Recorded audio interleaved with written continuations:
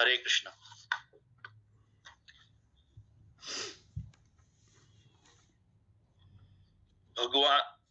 भगवान इस मर्त्यलोक में सुख से पूर्ण अपनी वृंदावन लीलाएं प्रदर्शित करने के लिए अवतरित होते हैं। अपने गोप मित्रों के साथ, अपनी गोपिका सखियों के साथ, वृंदावन के अन्य निवासियों के साथ तथा गायों के साथ उनकी लीलाएं सुख से ओतप्रोत हैं। वृंदावन की सारी जनता कृष्ण के अतिरिक्त अन्य किसी को नहीं जानती थी, परंतु भगवान श्री कृष्ण ऐसे थे। उन्होंने अपने पिता नंद महाराज को भी इंद्रदेव की पूजा करने से निरुत्साहित किया, क्योंकि वे इस तथ्य को प्रतिष्ठित करना चाहते थे कि लोगों को किसी भी देवता की पूजा करने की कोई आवश्यकता नहीं है। उन्हें एकमात्र परमेश्वर की पूजा करनी चाहिए, क्योंकि उनका चरम लक्ष्य भगवत धाम को वापस जाना है। भगवान श्री कृष्ण ने जब वो वहां के गोप गोपियां और वहां के जो निवासी थे ब्रिज के, उन सबको यही कहा कि आप सब इंद्रदेव की आराधना ना करके गोवर्धन पर्वत की आराधना करो। उसके पीछे यही था भगवान का उद्देश्य कि जो भगवान धाम जाने के लिए ये आवश्यक है कि हमें परम परमेश्वर भगवान की ही आराधना करनी चाहिए, जो कि वो माध्यम थे गोवर्धन पर्वत। भगवत गीता में 75.6 भगवान कृष्ण के धाम का वर्णन इस प्रकार हुआ है। न तब दास्यते सूर्यो न शशांको न पावकः यद गत्वा न निर्वर्तन्ते तद्धाम परमं मम। मेरा परम धाम ना तो सूर्य या चंद्रमा के द्वारा, ना ही अग्नि या बिजली के द्वारा प्रकाशित होता है। जो लोग वहां पहुंच जाते हैं वे इस भौतिक जगत में फिर से नहीं लौटते। यह श्लोक उस नित्य आकाश परम धाम का वर्णन प्रस्तुत करता है। निसंदेह हमें आकाश की भौतिक धारणा है और हम इसे सूर्य चंद्र तारे आदि के संबंध में सोचते हैं, किंतु इस श्लोक में भगवान बताते हैं कि नित्य आकाश में सूर्य चंद्र अग्नि या बिजली किसी की आवश्यकता नहीं है, क्योंकि वह परमेश्वर से निकलने वाली ब्रह्म ज्योति द्वारा प्रकाशित है। वहां भगवान की ब्रह्म ज्योति इतनी तेज है कि वहां पे सूर्य चंद्रमा की रोशनी की आवश्यकता नहीं है। वहां पर स्वतः ही अपने आप ही मतलब वहां पे रोशनी होती है जो भगवान के तेज से निकलती है। हम अन्य लोगों तक पहुंचने का कठिन प्रयास कर रहे हैं, लेकिन परमेश्वर के धाम को जानना कठिन नहीं है। यह धाम गोलोक कहा जाता है। ब्रह्म संहिता में 5.37 का अति सुंदर वर्णन मिलता है। गोलोक एवं निवसत्य खिलात्म भूतः। भगवान अपने धाम गोलोक में नित्य वास करते हैं, फिर भी इस लोक से उन तक पहुंचा जा सकता है, और ऐसा करने के लिए वे अपने सच्चिदानंद विग्रह रूप को व्यक्त करते हैं, जो उनका असली रूप है। जब वे इस रूप को प्रकट करते हैं तब हमें इसकी कल्पना करने की आवश्यकता नहीं रह जाती कि उनका रूप कैसा है। ऐसे चिंतन को निरुत्साहित करने के लिए ही वे अवतार लेते हैं और अपने श्याम सुंदर स्वरूप को प्रदर्शित करते हैं। भगवान यहाँ पे अपने विग्रह के रूप में हमारे समक्ष आते हैं, जो कि हमें उनके दर्शन करके हम उन तक पहुंचा जा सकता है, उनको अपने सामने रखकर। जो वास्तविक गोलोक वृंदावन धाम है, हम उसका मन में चिंतन करके उसकी छवि बना करके अपने मन में और भगवान की आराधना करके वहां तक पहुंचा जा सकता है, अगर हम भगवान की आराधना करें तो। दुर्भाग्यवश अल्पज्ञ लोग उनकी हंसी उड़ाते हैं, और क्योंकि वे हमारे जैसे बनकर आते हैं और मनुष्य रूप धारण करके हमारे साथ खेलते कूदते हैं, लेकिन इस कारण हमें यह नहीं सोचना चाहिए कि वे हमारी तरह हैं। वे अपनी सर्वशक्तिमत्ता के कारण ही अपने वास्तविक रूप में हमारे समक्ष प्रकट होते हैं और अपनी लीलाओं का प्रदर्शन करते हैं, जो उनके धाम में होने वाली लीलाओं की अनुकृतियां होती हैं। भगवान साधारण मनुष्य बनकर हमारे समक्ष आते हैं। इस धराधाम पे जब आते हैं तो साधारण मनुष्य बनकर आते हैं, लेकिन हमें ये नहीं सोचना चाहिए कि वो साधारण है।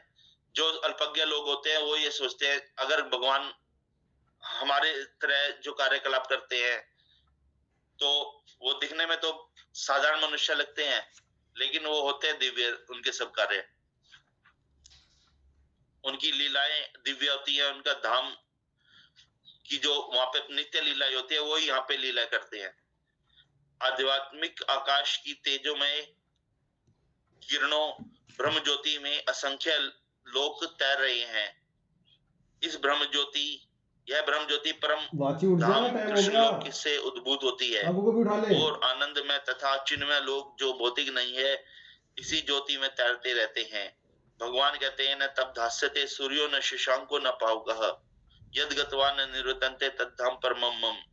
जो इस आध्यात्मिक आकाश तक पहुंच जाता है, उसे इस भौतिक आकाश में लौटने की आवश्यकता नहीं रह जाती। भौतिक आकाश में यदि हम सर्वोच्च लोक ब्रह्मलोक को भी प्राप्त कर लें, चंद्रलोक का तो कहना ही क्या, तो वहां भी वही जीवन की परिस्थितियां, जन्म मृत्यु व्याधि जरा होंगी। भौतिक ब्रह्मांड का कोई भी लोक संसार के इन चार नियमों से मुक्त नहीं है। हम गोलोक वृंदावन धाम के अलावा किसी भी लोक में चले जाएं, वहां पे जरा जन्म व्याधि और मृत्यु जरूर है। केवल गोलोक वृंदावन धाम ही ऐसा है जहां पर हमें दोबारा लौट कर नहीं आता। भगवान का ऐसा कथन है श्रीमद् भगवद गीता में, इस श्लोक के द्वारा वो बता रहे हैं। और वहां पर ना सूर्य ना चंद्रमा की आवश्यकता है, वहां स्वतः ही प्रकाश रहता है। भगवान के धाम में जो चला जाता है, वो दोबारा यहाँ पर लौट कर नहीं आता। सारे जीव एक लोक से दूसरे लोक में विचरण करते हैं, किंतु ऐसा नहीं है कि हम यांत्रिक व्यवस्था करके जिस लोक में जाना चाहिए वहां चले जाएं। यदि हम किसी अन्य लोक में जाना चाहते हैं, तो उसकी विधि होती है। इसका भी उल्लेख हुआ है, यान्ति देवव्रता देवान पितरन यान्ति पितृव्रता। यदि हम एक लोक से दूसरे लोक में विचरण करना चाहते हैं, तो उसके लिए कोई यांत्रिक व्यवस्था की आवश्यकता नहीं है।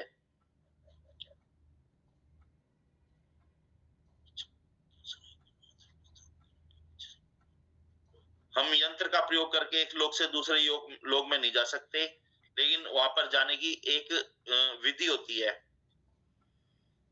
जो इस श्लोक से बताया जा रहा है। यदि हम एक लोक से दूसरे लोक में विचरण करना चाहते हैं, तो उसके लिए कोई यांत्रिक व्यवस्था की आवश्यकता नहीं होती। गीता का उपदेश है, यान्ति देवव्रता देवान। चंद्र सूर्य उच्चतर लोक स्वर्ग लोक कहलाते हैं। लोकों की तीन विभिन्न स्थितियां हैं, उच्चतर, मध्य तथा निम्नतर लोक।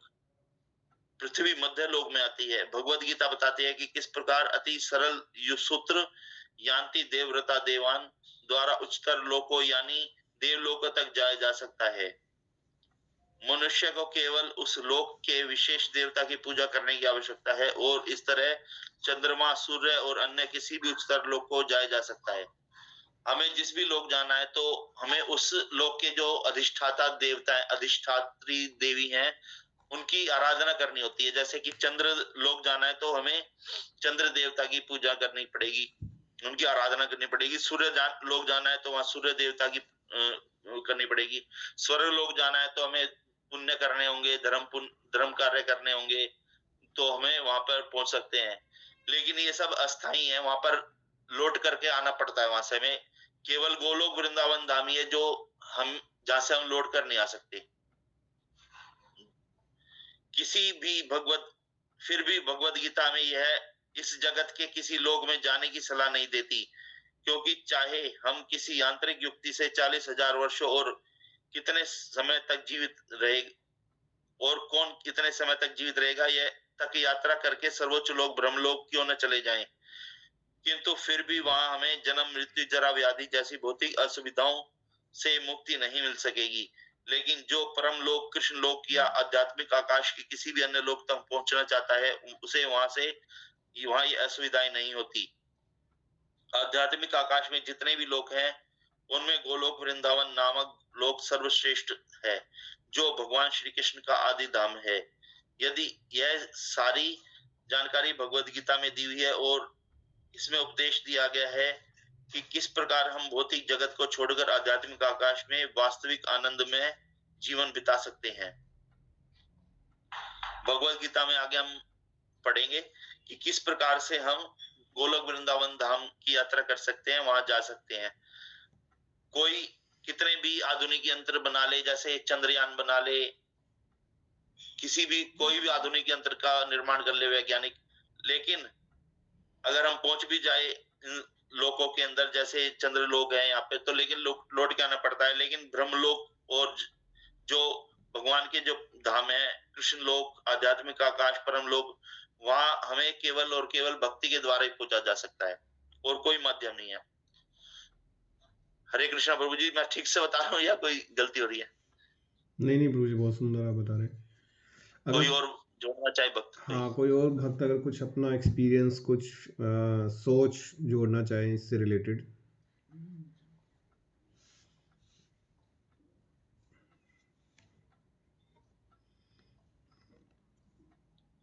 भगवत गीता के 15वें अध्याय में भौतिक जगत का जीता जागता चित्रण होता है, हुआ है। कहा गया है, उधर्व मूल मध्य शाखमश्वत्थम पराहुर्वेयम छंदांसी यस्य पर्णानि यस्तम वेद स वेदवित्। यहाँ पर भौतिक जगत का वर्णन उस वृक्ष के रूप में हुआ है जिसकी जड़ें उधर्वमुखी और शाखाएं अधोमुखी हैं। हमें ऐसे वृक्ष का अनुभव है जिसकी जड़ें उधर्वमुखी हों। यदि कोई नदी या जलाशय के किनारे खड़ा होकर जल में वृक्षों का प्रतिबिंब देखे तो उसे सारे वृक्ष उल्टे दिखेंगे, शाखाएं नीचे की ओर और जड़ें ऊपर की ओर दिखेंगी। इसी प्रकार यह भौतिक जगत भी आध्यात्मिक जगत का प्रतिबिंब है।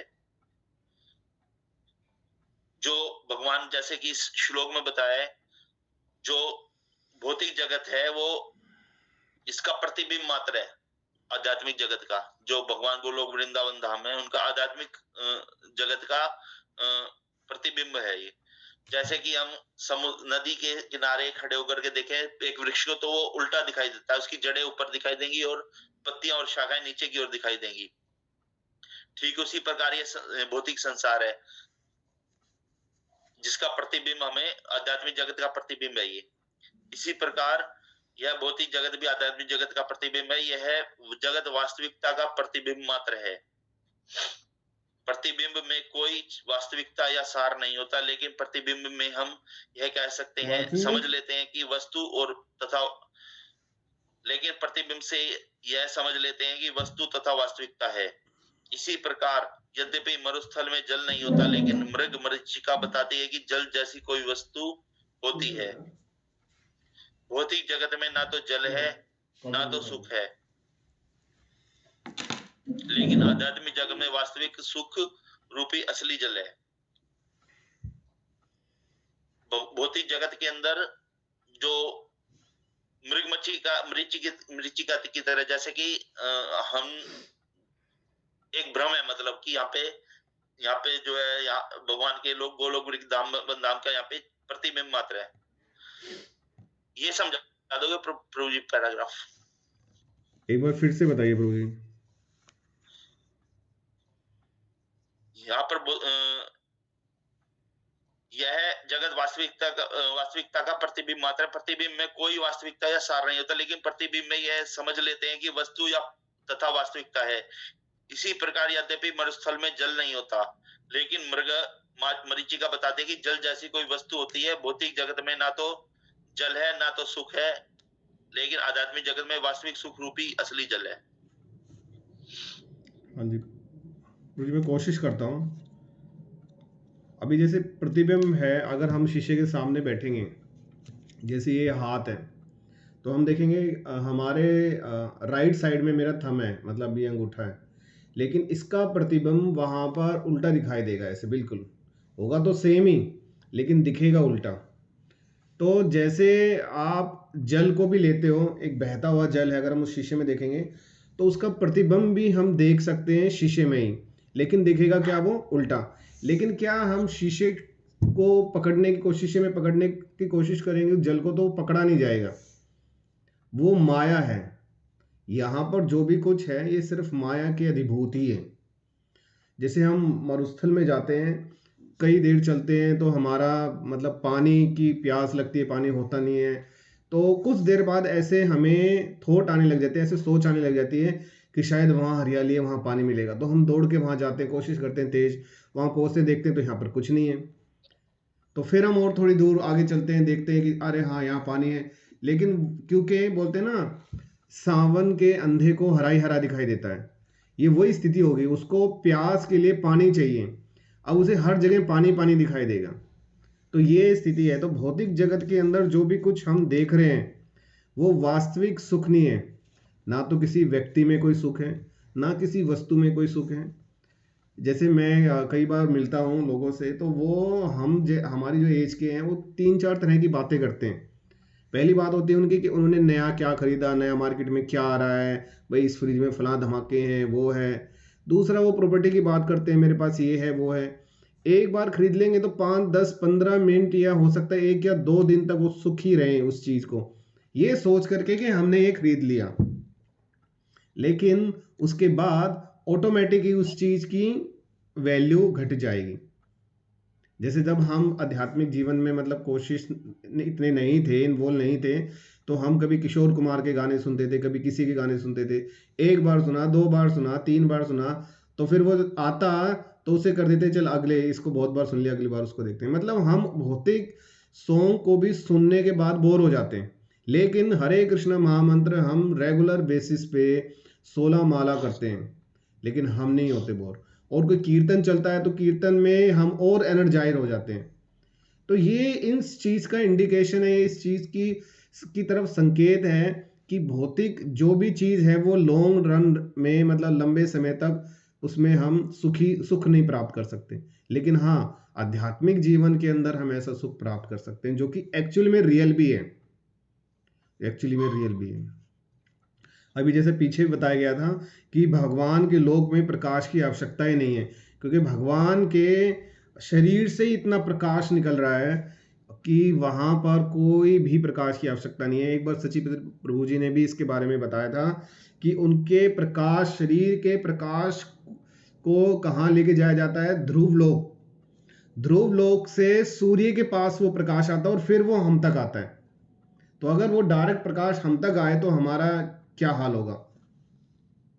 तो भगवान का तेज कितना तेज है, ये अगर हम सोचें, मतलब डायरेक्ट नहीं आ रहा, इनडायरेक्ट का भी इनडायरेक्ट आ रहा है। तो इस टाइप से भगवान की महिमा यही है। अभी शायद आप लोगों को समझ में आया प्रभु जी? हाँ प्रभु जी, बिल्कुल ठीक है, thank you so much. Bhagavad Gita में 75.5 भगवान ने सुझाव दिया है कि हम निम्नलिखित प्रकार से हरि बोल। प्रभु जी, ये 75.5 नहीं है, ये 15.5 है, ये 1 है। ये ऊपर जैसे पृष्ठ पे एक अलग तरह अलग है ये जैसे। नहीं, भगवत गीता में 75.5 तो वैसे भी है ही नहीं, 18 ही है मैक्सिमम। सॉरी प्रभु जी, भगवत गीता में 15.5 भगवान ने सुझाव दिया है कि हम निम्नलिखित प्रकार से आध्यात्मिक जगत की प्राप्ति कर सकते हैं। निर्माण मोह जित संग दोषा अध्यात्म नित्या विनिवृत्त कामः द्वंद्व विमुक्ता सुख दुख संज्ञाई गच्छन्त मूढ़ा पद्मं तत् पदम व्यम, अर्थात सनातन राज्य को वही प्राप्त होता है जो निर्माण मोह है। इसका अर्थ क्या हुआ, हम उपाधियों के पीछे पड़े रहते हैं। कोई महाशय बनना चाहता है, कोई प्रभु बनना चाहता है, तो कोई राष्ट्रपति, धनवान या राजा कुछ और बनना चाहता है। परंतु जब तक वह इन उपाधियों से चिपके रहते हैं तब तक हम इस शरीर के प्रति आसक्त बने रहते हैं, क्योंकि ये उपाधियां शरीर से संबंधित होती हैं। लेकिन हम शरीर नहीं है और इसकी अनुभूति होना ही आत्म साक्षात्कार की प्रथम अवस्था है। जब हमें यह पता चल जाता है कि हम आत्मा है, शरीर नहीं है, तो इन उपाधियों को हम दरकिनार कर देते हैं। मतलब उनका उपाधियों का कोई अस्तित्व नहीं रह जाता, हम उन्हें कोई महत्व नहीं देते। इस जगत में, भौतिक जगत में कोई महाशय बनना चाहता है, कोई प्रभु बनना चाहता है, कोई राष्ट्रपति, कोई धनवान, कोई राजा, कोई अपने आप को इतना अहंकार में इतना डूब जाता है कि वो अपना उपाधि बना लेता है कि मैं यहाँ का राजा हूँ, यहाँ का स्वामी हूँ। उसके अंदर अहंकार की इतनी भावना आ जाती है कि वो ये भूल जाता है कि वो आत्मा है, शरीर नहीं है। उसे यही नहीं पता होता, क्योंकि उसे ज्ञान नहीं होता।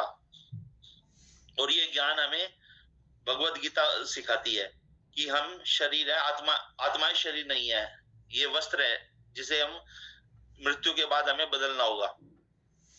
जब हम दूसरे शरीर में जाएंगे या किसी और योनि में जाएंगे तो हमारे पास ये सब उपाधियां नहीं रह जाएंगी।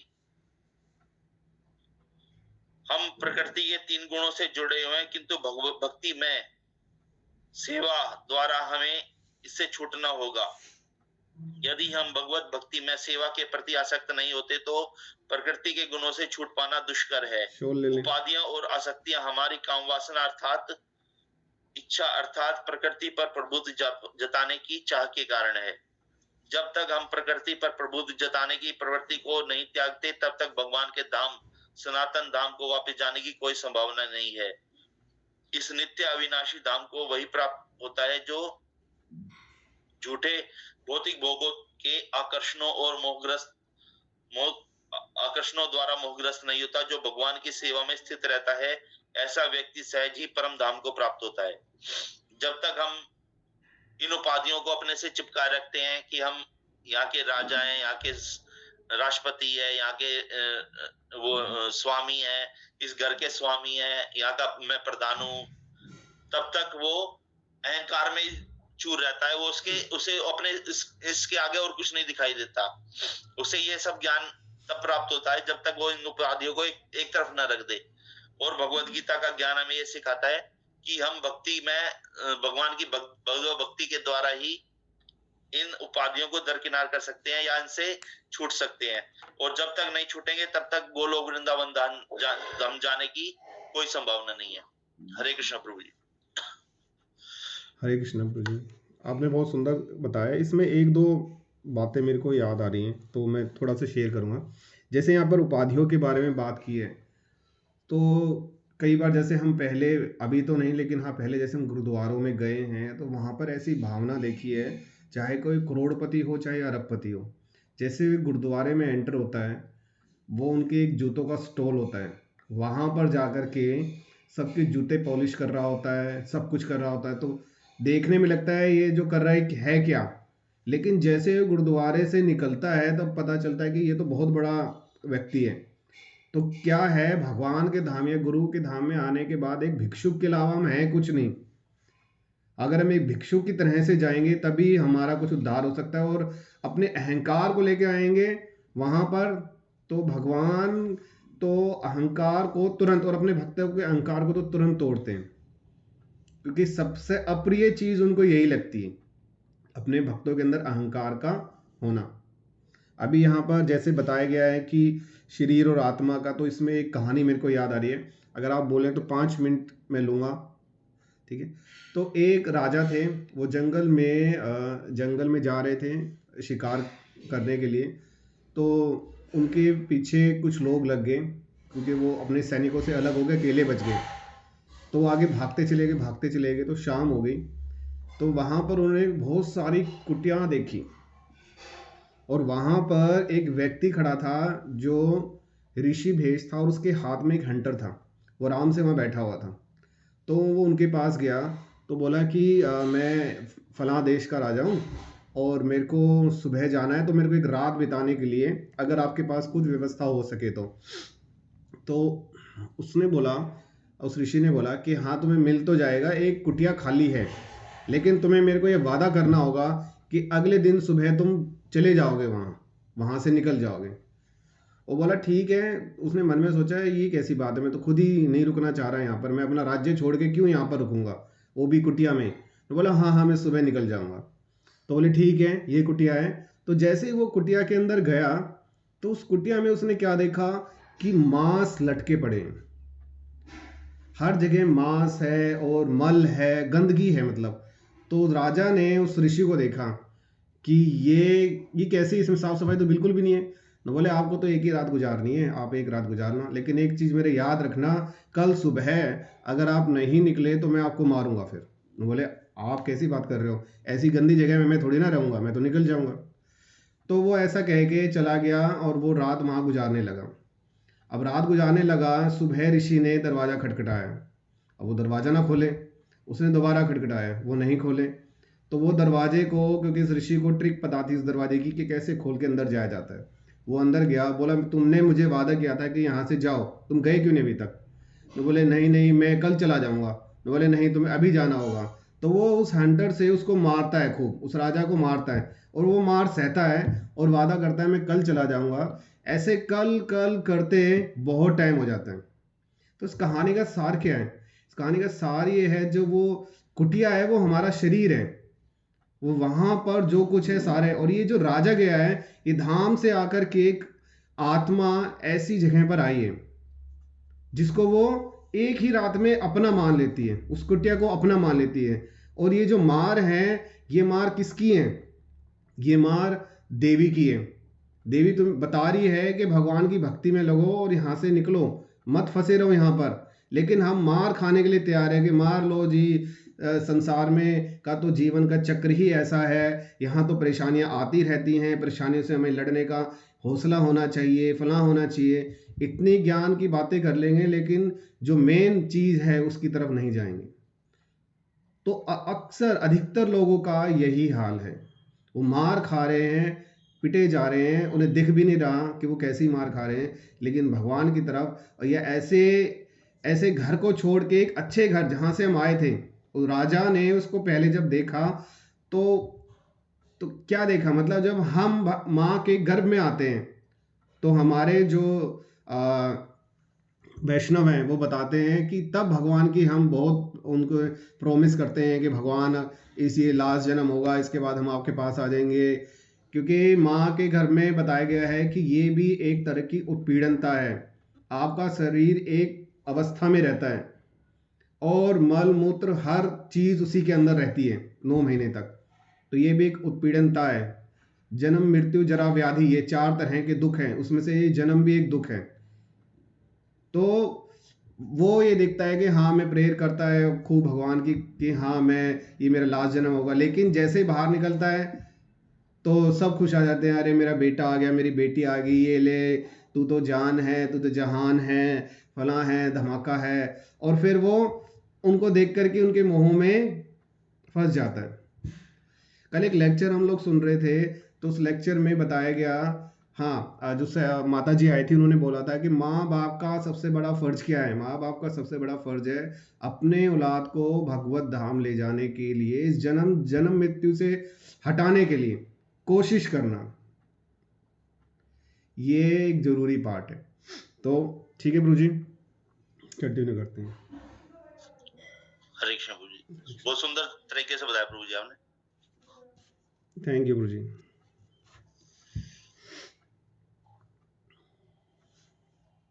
गीता में अन्यत्र 8.2.1 कहा गया है, अव्यक्तो इत्युक्तस्तमहु परमाम गतिम यम प्राप्य न निर्वर्तन्ते तद्धाम परमम मम। अव्यक्त का अर्थ है अप्रकट। हमारे समक्ष सारा भौतिक जगत तक प्रकट नहीं है। हमारी इंद्रिय इतनी अपूर्ण है कि हम ब्रह्मांड में सारे नक्षत्रों को भी नहीं देख पाते। वैदिक साहित्य से हमें सभी लोगों के विषय में प्रचुर जानकारी प्राप्त होती है। उस पर विश्वास करना न करना हमारे ऊपर निर्भर करता है। वैदिक ग्रंथों में विशेषतः श्रीमद् भागवतम में सभी महत्वपूर्ण लोगों का वर्णन है। इस भौतिक आकाश से परे आध्यात्मिक जगत है जो अव्यक्त और अप्रकट कहलाता है। व्यक्ति को भगवत धाम की ही कामना या लालसा भगवत धाम की ही कामना तथा लालसा करनी चाहिए, क्योंकि जब उसको उस धाम की प्राप्ति हो जाती है तब उसको वहां से फिर इस जगत में लौटना नहीं पड़ता। यहाँ यही बताया गया है कि भगवत श्रीमद् भागवतम का जो जब हम पढ़ते हैं तो उसमें हमें पता चलता है कि इतने ब्रह्मलोक, इतने ब्रह्मांड है कि एक बाल्टी के अंदर जैसे मान लो सरसों के दानों को भर लिया जाए तो उनको अगर हम देखेंगे इतने सारे दाने, उनकी गणना नहीं की जा सकती, इतने ब्रह्मांड है। और ये सृष्टि कितनी बड़ी है, हमारी अपूर्ण इंद्रिय ये अंदाजा भी नहीं लगा सकती कि इसका ये कहां तक फैली हुई है और कितने यहाँ पर अभी हमारे को ये ज्ञान नहीं है कि यहाँ कितने द्वीप है, कितने महाद्वीप है, समुद्र कितने हैं। जो हमें दिखता है बस हम उसको ही उनका ही वर्णन कर लेते हैं पुस्तकों के अंदर या पाठ्यक्रम के अंदर, लेकिन हमारी अपूर्ण इंद्रियां इन सबका अंदाजा लगाने में असमर्थ है। और ये सब ज्ञान हमें भगवान के जो ग्रंथ है, भगवत गीता, भगवत श्रीमद् भागवतम, उससे ही हमें इन लोकों का वर्णन मिलता है। और इस लोक से परे एक आध्यात्मिक जगत है, हमें उसके बारे में तो कहाँ अंदाजा होगा जब हमें अपने भौतिक जगत के बारे में नहीं पता। तो हरे कृष्णा प्रभु जी। हरे कृष्णा प्रभु जी। यहाँ पर जैसे बोला गया ना, व्यक्ति को भगवत धाम की ही कामना तथा लालसा करनी चाहिए, क्योंकि जब उसको उस धाम की प्राप्ति हो जाती है तब उसको वहां से फिर इस जगत में लौटना नहीं पड़ता। मेरा एक क्वेश्चन है, क्वेश्चन ये है कि क्यों प्रभुपाद भगवत धाम जाने के बारे में बात करते हैं? क्यों उनका जोर ज्यादा है कि हमें भगवत धाम जाना चाहिए?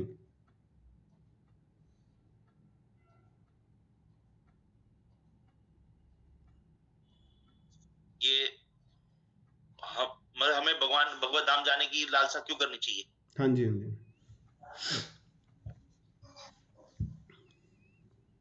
भगवत धाम जाकर के मतलब वहां पे ऐसे लौट कर नहीं आना पड़ता, यही है प्रभु जी? हाँ प्रभु जी, ये तो है, लौटना तो नहीं पड़ता, लेकिन अभी जन्म मृत्यु चक्कर से भी बच जाते हैं हम लोग। क्या भूलोक पर पहले भगवत धाम जाने पे इतना जोर दिया जाता था? जैसे सतयुग रहा है, वहां पर तो जितने भी ऋषि मुनि रहे हो तो तपस्या से भगवत धाम ही जाते थे, क्योंकि वहां तो कृष्ण पूजा ही थी मुख्यतः, और तो कुछ था ही नहीं।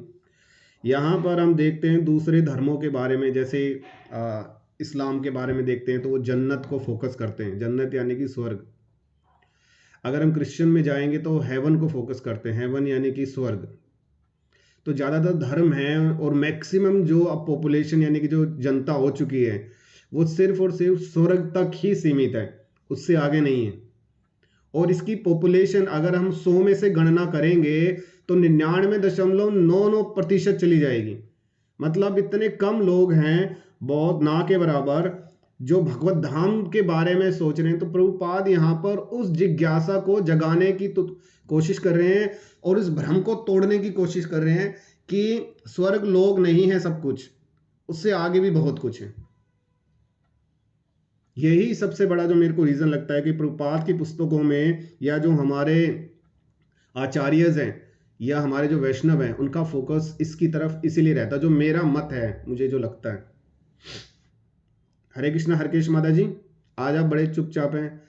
शायद कल मुझसे गलती हो गई, उसके लिए मैंने माफी भी नहीं मांगी आप सबसे, तो मैं सोच रहा था बाद में सबसे आप लोगों से माफी मांगू। मुझे आप अच्छे समझा रहे हो, मैं क्या बोलूं? नहीं नहीं, कल क्लास नहीं हो पाई, उसके लिए मैं मतलब नहीं फिर भी आप जैसे वैष्णवों का वेट किया, आप लोगों ने 5-10 मिनट तो किया होगा कम से कम, तो नहीं फिर मुझे ऐसा कुछ भी नहीं आप मेरे को क्षमा कर दीजिएगा। कल माता जी मिली थी, मैंने उनसे भी क्षमा मांगी थी। कल पूरा दिन मेरा ऐसे ही गया माता जी। एक दिन छुट्टी मिल गई हमने, हफ्ता में एक दिन की छुट्टी तो होनी चाहिए। तो कोई और भक्त कुछ ऐड करना चाहेगा? यहाँ पर प्रभुपाद यही बता रहे भगवत गीता में भी, जो ऐसे जो भगवत गीता को लोग नहीं मानते वे ऐसे मुंड, अर्थात मुंड का अर्थ है कि मूर्ख, अगर ऐसे महामूर्ख धीरथ है जो श्री कृष्ण गीता में कहते हैं कि मुंड यह नहीं जानते कि मैं वास्तव में क्या हूँ, कोई अपना आप को नहीं जानता कि मैं क्या हूँ। मैं बहुत से व्यक्तियों को श्री कृष्ण को, बहुत से व्यक्तियों ने श्री कृष्ण को गलत समझा है। यदि कृष्ण ने जो भगवत गीता का यह संदेश दिया है तो वह जिससे कि हम उनको समझ सके, परंतु इस अवसर को जिसने खो दिया वे हेतु दया के कारण श्री कृष्ण एक भगत के रूप में पुनः आए और वह मतलब उन्होंने ये दिखा दिया कि शरण किस प्रकार लेनी चाहिए। जो भगवान चैतन्य महाप्रभु आए थे उनके ही मतलब उन्हें ये दिखा दिया कि भगवान कृष्ण की हर एक भगत के रूप में आए थे वे, और उन्होंने ये दिखलाया कि हमने उनकी शरण किस प्रकार से लेनी चाहिए। जो भगवत गीता में भगवान का अंतिम उपदेश है कि शरण लेना, परंतु मुंड अर्थ महामूर्ख धीरथ व्यक्तियों ने ये कहा है कि मैं भगवान की शरण क्यों लूं, अर्थात यदि श्री चैतन्य महाप्रभु स्वयं श्री कृष्ण है फिर भी इस बार वे हमें व्यावहारिक दृष्टिकोण से ये सिखाते हैं कि भगवत गीता के उपदेश को आप अपने अपने जीवन में किस प्रकार उतारे। बस भगवान श्री चैतन्य महाप्रभु का संदेश यही था कि महाप्रभु वास्तव में हमें शिक्षा देना चाहते थे कि हम किस प्रकार इस संसार से निकल सके। इस भौतिक संसार में जो हम उलझे हुए हैं उनके उनका मतलब ये भगवत गीता में पहले भी ये सिखाया जा चुकी थी कि कोई दूसरी शिक्षा नहीं, परंतु इसे भिन्न प्रकारों से प्रस्तुत किया है कि ऐसे ज्ञान तो घने ही प्रकार से प्रस्तुत किया गया है, परंतु हमने मतलब कि जो चैतन्य महाप्रभु का जैसे कि इसमें बताया कि जैसे कैसे हम शरण करते हैं, जैसे कि जब भगवान चैतन्य महाप्रभु प्रधान शिष्य जो शील रूप गोस्वामी थे वो सर्वप्रथम चैतन्य महाप्रभु से मिले थे। एक ही बार मिलने से जो बंगाल की सरकार में मतलब कि एक मंत्री के पद पे थे वे, परंतु वे श्री चैतन्य महाप्रभु के अभियान में मतलब सम्मिलित होना चाहते थे और शील रूप गोस्वामी ने अपने मंत्री के पद को त्याग दिया था और संकीर्तन अभियान में सम्मिलित होने के पश्चात जब वे शरणगत हुए तो उन्होंने भगवान श्री चैतन्य की सुंदर स्तुति की और यह स्तुति इस प्रकार थी। नमो महावदनाय कृष्ण प्रेम प्रदायते कृष्ण आय कृष्ण चैतन्य नामिने ही गोत्र विश्व नमो नमः है। तो ये था जो भगत जो कोई समझ लेता है ये भगवत गीता का तो वो इस संसार से निकल सकता है। जो फिर भोपाल इसमें यही बता रहे हैं कि हम एक जीव है और हमारा कर्तव्य क्या है कि भगवत धाम को प्राप्त करके भगवत गीता में जो उपदेश है इसको इसके शरणगत होकर ही हम भगवान के धाम जा सकते हैं और अपना इस संसार से भौतिक भरे संसार से हम निकल सकते हैं। ये दुखालय संसार है। भगवान कहते हैं कि ये प्रभुपाद कहते हैं इसमें कितना ही कमाओ कितना ही आनंद लो, पर ये कि जब ये सब कुछ नश्वर है एक दिन ये सब कुछ नष्ट हो जाएगा, पर हमारे साथ क्या जाएगा? भगवान का नाम जाएगा जो हमारी रक्षा करेगा। इस युग में अगले युग में जो हमारे साथ जो हमारा कर्तव्य भगवान के लिए कर रहे हैं ये ही हमारे साथ जाएगा और कुछ भी नहीं जाएगा। ये हमारी आगे भी रक्षा करेगा और इससे ही हम इस भौतिक संसार में निकल सकते हैं। हमारा कर्तव्य यही है कि हम भगवान के शरणगत होकर ही कार्य करे। हरे कृष्णा। प्रभु जी कुछ ज्यादा बोल गए, क्षमा करना। नहीं माता जी, अद्भुत, बहुत अच्छा, बहुत सुंदर। लक्ष्मी माता जी आप नहीं कुछ बोल रही हैं आज? हरे कृष्णा प्रभु जी। नहीं प्रभु जी अच्छे पढ़ा रहे हैं प्रभु जी, आ रहा है समझ में। माता जी ने भी अच्छा बताया। कुछ क्वेश्चन वगैरह कुछ नहीं है आपका? नहीं प्रभु जी। कृष्णा माता जी प्रभु जी बढ़िया पढ़ा रहा है, अच्छे पढ़ा रहा है प्रभु जी। प्रभु जी में तो घना ही ज्ञान है, अच्छा तरीका समझा रहा हमने। प्रभु जी तो ज्ञान के स्रोत है, इसमें तो कोई दोहराए नहीं है, लेकिन फिर भी किसी का कोई क्वेश्चन हो तो उसका स्रोत से कुछ हम फायदा भी उठा सकते हैं और ज्यादा। सीमा माता जी आपका कोई आपकी कुछ बहुत बताना चाहें? नहीं प्रभु जी ने इतना कुछ समझा दिया। माता जी आप अपने नोट्स को ऐसे क्यों रखती हैं? आप ऐसे क्यों नहीं करती, खोलती क्यों नहीं कि जाओ मैंने जो नोट किया है हमें भी दो? नहीं प्रभु जी, जो नोट करती वो तो आप बेशक ले लो, लेकिन आज मैंने कुछ किया ही नहीं। 2 दिन में ज्यादा ही बिजी थी तो कुछ लिखा ही नहीं। चलिए कोई बात नहीं। अच्छा अभी है ना, ये हम यहाँ तक करेंगे और थोड़ा सा